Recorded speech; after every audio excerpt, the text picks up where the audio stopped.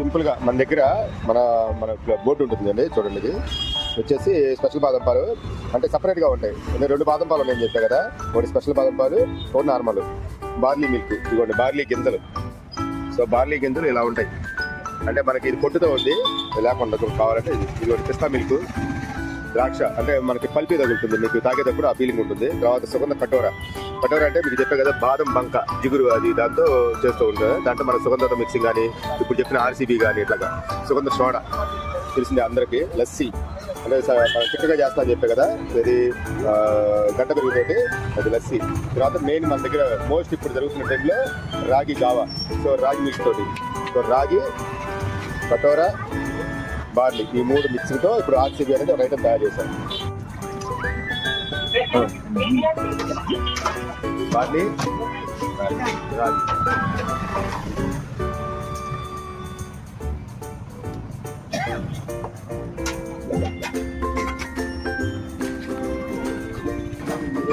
ఏ ఇచ్చినా తీసుకుంటారా అంతేనా? ఓకే.